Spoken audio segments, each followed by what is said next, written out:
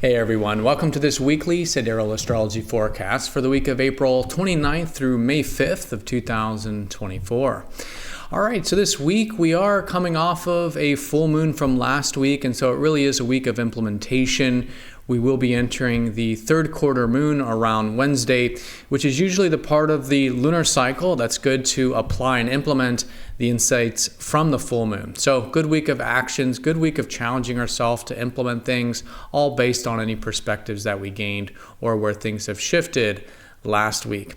So this week we have Venus entering Aries to join up with the Sun here, reducing some of that watery energy of Pisces where we've had a lot of energy lately. The planets are starting to transition in Aries, which is much more about taking action, more initiative, more proactivity. And Venus there, starting to enter there, can mean enjoying this and perhaps connecting in our relationships in that sort of way. When Venus does this, she will be squaring up to deep Pluto, so good to be a bit non-attached with things in terms of our connections about the middle part of the week. And the last important thing of the week is that Pluto is starting to go station retrograde around Thursday. And so coming up for the next 6 months, maybe putting some of the deeper stuff on a bit of the back burner or starting to reconsider and rework some of these things can be a great way of working with that. All right, so let's go and take a look at all of this here in more detail when we return.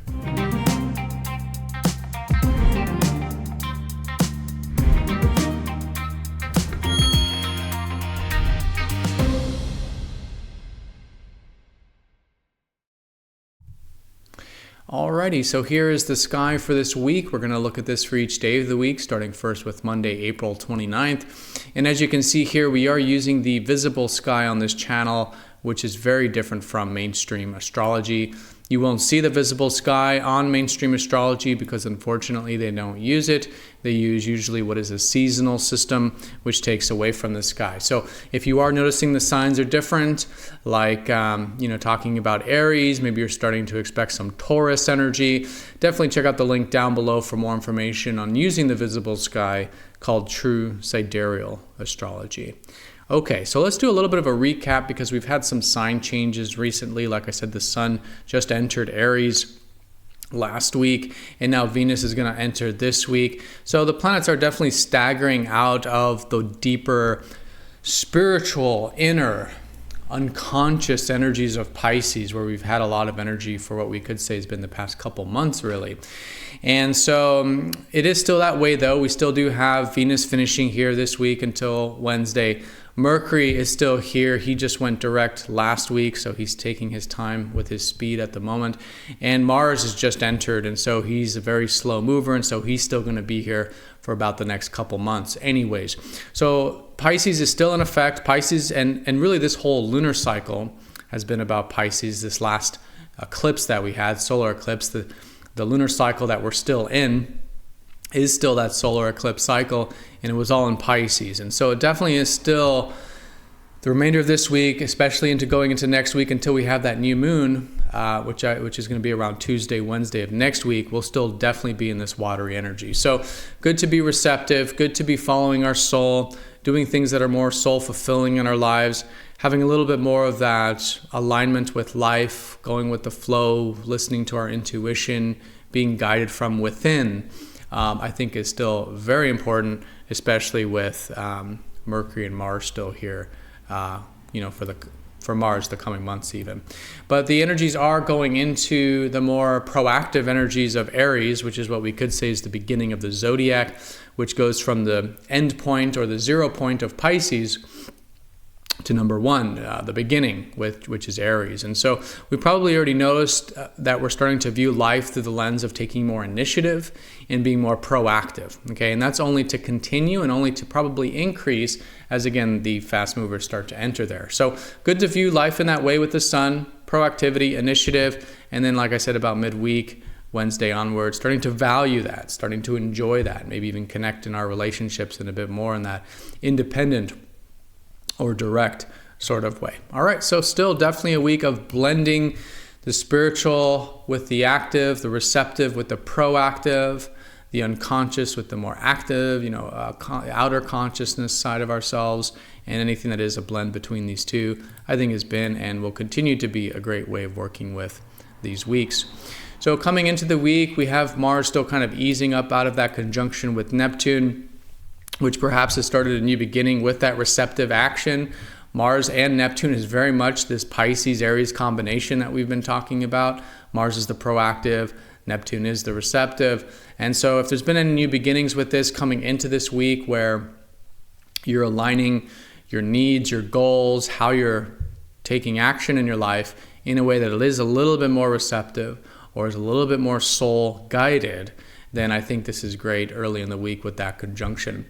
Now the moon will be in Sagittarius still, as the moon was over the weekend on Monday. And so here, expanding our horizons a little bit, I think Monday and even the first part of Tuesday is good to be a bit open-minded, maybe even be a bit adventurous, whether it's adventurous with the mind.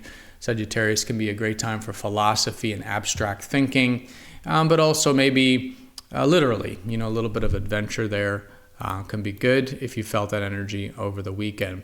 And once we do start to get to the later part of Tuesday and all day Wednesday, the moon, actually all the way up until early Thursday, so late Tuesday all the way to early Thursday, the moon will be in Capricorn, and this is forming that third quarter square with the sun.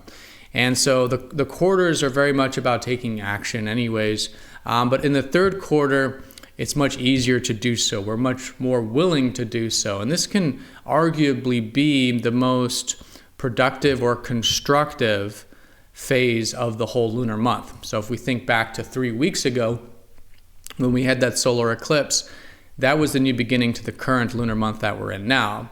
Last week we had the full moon, which was shifts and changes and maybe some awareness of what we might want to implement. And now we're really implementing it, or at least it's very good to implement it this week, and especially the days surrounding Wednesday. So again, late Tuesday to early Thursday.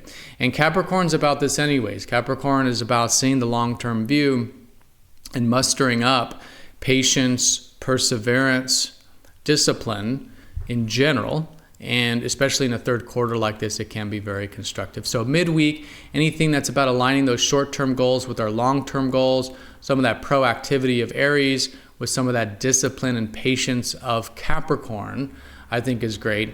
And perhaps in the context of what we've been experiencing this month over the past few weeks here.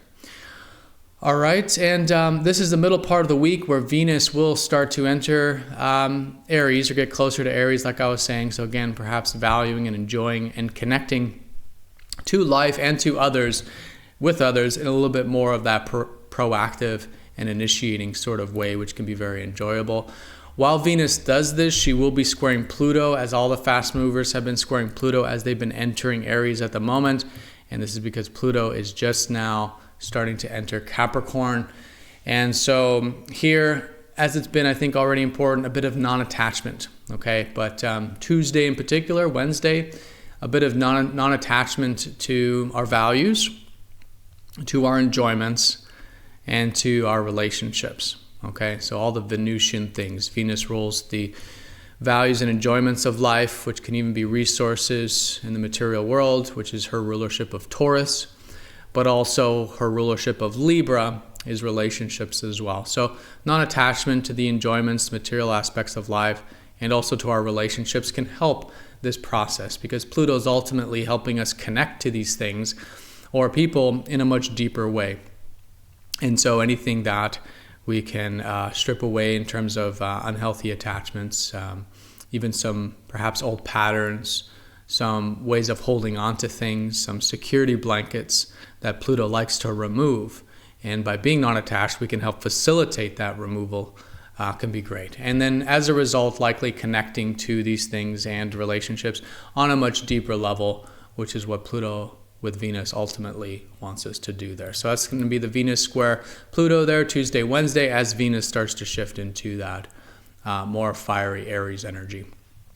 All right, and then Thursday, Pluto will go station retrograde. And so this happens every year, and he's retrograde for about 6 months. So it's really nothing new here. It's just saying that the next 6 months is going to be good to maybe take a little bit of a step back from some of the deeper energies. Maybe we get a little bit of a break from them as well.